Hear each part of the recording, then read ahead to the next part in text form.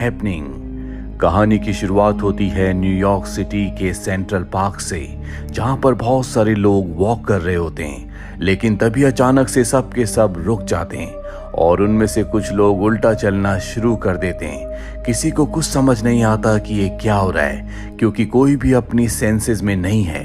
Bench पर दो ladies बैठी होती हैं जो बार बार एक ही बात को रिपीट करना शुरू कर देती हैं, और तभी उनमें से एक अपनी पिन से अपने आप को नुकसान पहुंचाती है। दूसरी तरफ हम एक कंस्ट्रक्शन साइट को देखते हैं, जहां पर एक आदमी ऊपर से नीचे गिर जाता है। उसके साथियों को लगता है कि ये एक हादसा था, लेकिन जब वो ऊपर देखते हैं तो वहां पर कई सारे लोग अपने आप ही अपनी मर्जी से ऊपर से नीचे कूद रहे होते हैं।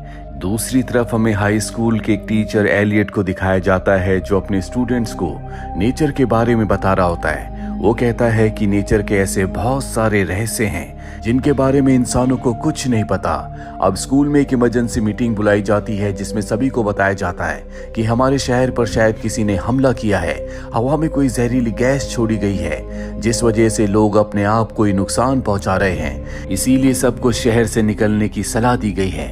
और अब एलियट अपनी वाइफ, अपने एक दोस्त और उसकी बेटी के साथ ट्रेन से फिलाडेल्फिया के लिए निकल पड़ता है। पर जल्दी इन्हें इन्फॉर्म किया जाता है कि वो जहरीली गैस यानी कि वायरस अब फिलाडेल्फिया में और आसपास के शहरों में भी फैल चुका है, जिसका मतलब ये है कि अब फिलाडेल्फिया जाने का कोई फायदा नहीं है।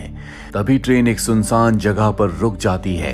ट्रेन का पायलट और बाकी का जो स्टाफ होता है वो सब के सब ट्रेन से नीचे उतर जाते हैं। लोग भी नीचे उतरते हैं। उन सबको बताया जाता है कि ट्रेन के जो सिग्नल्स हैं वो अपने आप ही रुक गए हैं, जिसका मतलब ये है कि अब हम ट्रेन से आगे नहीं जा सकते। सबको अपना सफर अब पैदल ही चलकर तय करना होगा।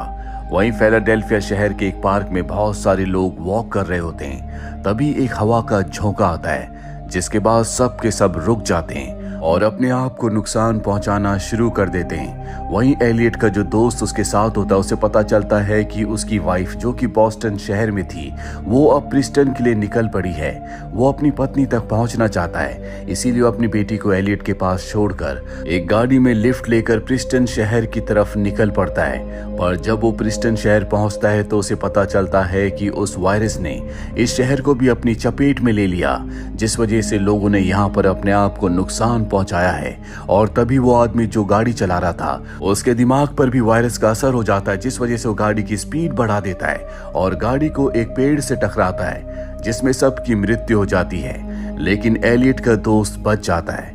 वो गाड़ी से बाहर उतरकर बीचों बीच बैठ जाता है और अब उसे भी वायरस ने अपनी चपेट में ले लिया है, जिस वजह से वो भी अपने आप को नुकसान पहुंचाता है और उसकी भी मृत्यु हो जाती है।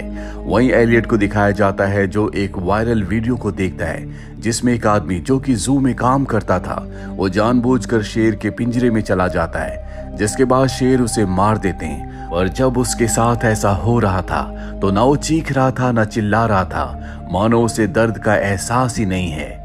साथ ही यहाँ पर अब न्यूज में बताया जाता है कि ये किसी आतंकवादियों ने हमला नहीं किया, ना ही किसी देश की साजिश है। ये सारी घटनाएं नॉर्थ ईस्ट से शुरू हुई, जहाँ पर एक बहुत बड़ा न्यूक्लियर प्लांट है। हो सकता है कि न्यूक्लियर प्लांट से रेडिएशन लीक हुआ हो, जिस वजह से लोगों के दिमाग पर असर पड़ा और उन्होंने अपने आप को नुकसान पहुंचाया। एलियट अब तय करता है कि वो नॉर्थ ईस्ट के इलाके से बहुत दूर चला जाएगा, इसीलिए वो एक आदमी और उसकी पत्नी से लिफ्ट लेता है। ये दोनों के दोनों नर्सरी चलाते हैं। वो आदमी एलियट को बताता है कि मुझे लगता है कि ये जो कुछ हो रहा है शायद पेड़ पौधों की वजह से हो रहा है। वही जहरीली गैसेस को रिलीज कर रहे हैं। ठीक उसी तरह जब उनके ऊपर बहुत सारे कीड़े चले जाते हैं तो वो आपस में कम्युनिकेट करके एक खास तरह के केमिकल को रिलीज करते हैं, जिससे कीड़े भाग जाते हैं। और अब शायद पेड़ पौधे चाहते हैं कि हम इंसान उनसे दूर रहें। और एलियट को उसकी बात पर, उसकी थ्योरी पर बिल्कुल विश्वास नहीं होता। अभी आगे सड़क पर देखते हैं, जहां पर बहुत सारे लोग पड़े होते हैं। ये समझ जाते हैं कि उस गैस का, उस वायरस का असर वहां पर है।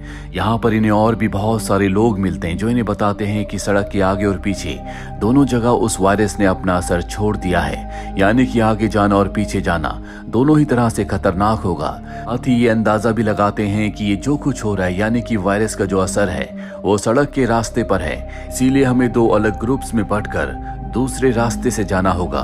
पास ही में एक छोटा सा गांव है, हम जल्दी वहां पर पहुंच जाएंगे।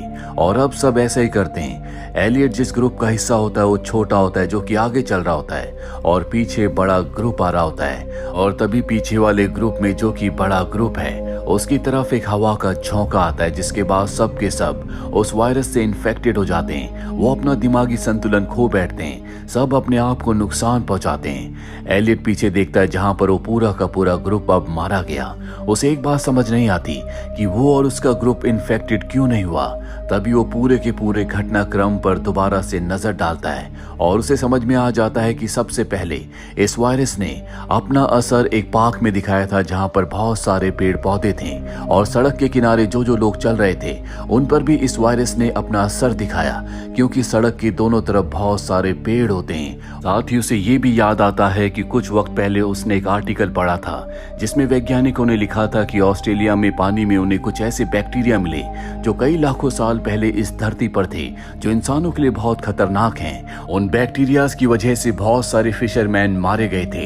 हो सकता है कि नेचर कुछ अपने आप में बदलाव ला रहा है, जिस वजह से यहाँ पर इंसानों को नुकसान पहुंच रहा है। और जो काम पहले पानी के बैक्टीरियाज ने किया था, अब वो पेड़ पौधे कर रहे हैं, क्योंकि इंसानों ने पानी के साथ साथ पेड़ पौधों को, पूरे नेचर को बहुत नुकसान पहुंचाया है। इसीलिए वो इंसानों को अपने आप से दूर करना चाहते हैं। साथ ही एलियट ये भी समझ जाता है कि पेड़ पौधे उन्हीं लोगों पर अपनी इन गैसेस को रिलीज करते हैं जो बहुत बड़े ग्रुप में होते हैं। अब इन्हें घर दिखता है, पर इससे पहले कि घर में शेल्टर लेते, ये देखते हैं कि एक बहुत बड़ा ग्रुप उसी घर की तरफ आ रहा है, इसीलिए घर से दूर चले जाते हैं। और अब जब वो पूरा का पूरा ग्रुप घर के अंदर जाता है, तभी उनके दिमाग पर भी असर होना शुरू हो जाता है। वो अपना मानसिक संतुलन खो बैठते हैं, जिसके बाद वो सब अपने आप को नुकसान पहुंचाते हैं। और अब एलियट को समझ में आ जाता है जो भी उसकी थ्योरी है वो बिल्कुल ठीक है। इसीलिए वो अपनी वाइफ और अपने दोस्त की बेटी के साथ वहां से घर पर जाता है, जहां पर एक ओल्ड लेडी बैठी होती है। इस घर में ना लाइट है, ना इंटरनेट और ना ही किसी तरह की टेक्नोलॉजी। दरअसल इस ओल्ड लेडी ने अपने आप को बाहर की दुनिया से पूरी तरह से डिस्कनेक्ट किया हुआ है।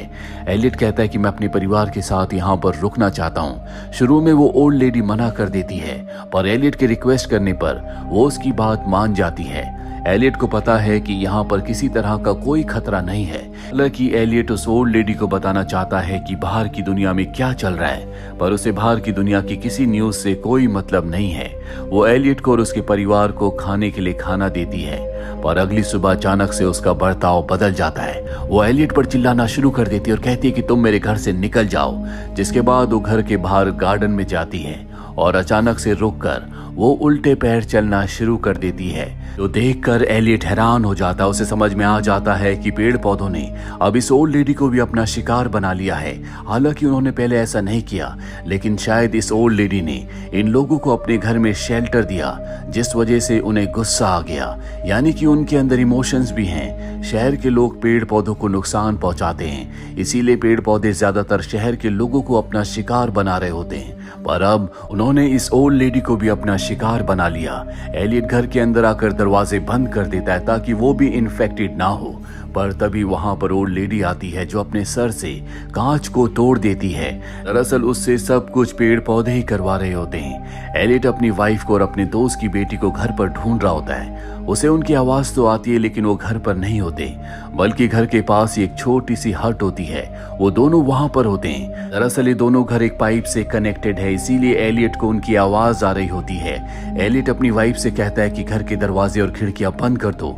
वो ऐसे ही करती है, लेकिन हवाएं तेज होना शुरू हो जाती है, जिसका मतलब ये है कि पेड़ पौधे किसी भी तरह से इनके घर के दरवाजे और खिड़कियां तोड़कर इन्हें भी मारना चाहते हैं। अब इन्हें समझ में आ जाता है कि इनका आखिरी वक्त आ चुका है, इसीलिए ये तय करते हैं कि अपने आखिरी वक्त में ये एक दूसरे के साथ रहेंगे।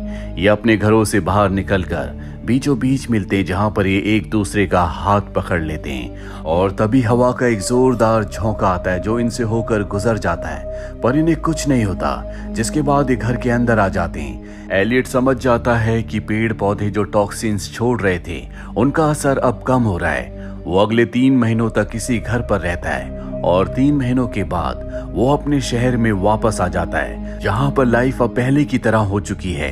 लेकिन सड़क पर गाड़ियां बहुत कम है क्योंकि बहुत सारे लोग मारे गए।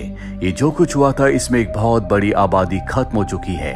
साथ ही टीवी पर डिबेट चल रही होती है, जहां पर एक वैज्ञानिक बताता है कि ये एक तरह का नेचुरल डिजास्टर था। जो हमारा नेचर है वो इंसानों को रिजेक्ट कर रहा है क्योंकि इंसान उन्हें नुकसान पहुंचा रहे हैं। पर इसके काउंटर क्वेश्चन में उससे पूछा जाता है कि अगर ऐसा है तो दुनिया के बाकी हिस्सों में ये सब क्यों नहीं हुआ, क्यों ये सिर्फ अमेरिका के कुछ शहरों में हुआ। इसका उसके पास कोई जवाब नहीं होता। वो सिर्फ इतना ही कहता है कि हो सकता है कि आने वाले समय में दूसरे शहरों में, दूसरे देशों में भी ये सब कुछ हो। वहीं हमें पेरिस के गार्डन को दिखाया जाता है, जहां पर 2 दोस्त छुट्टियां मनाने के लिए आए थे।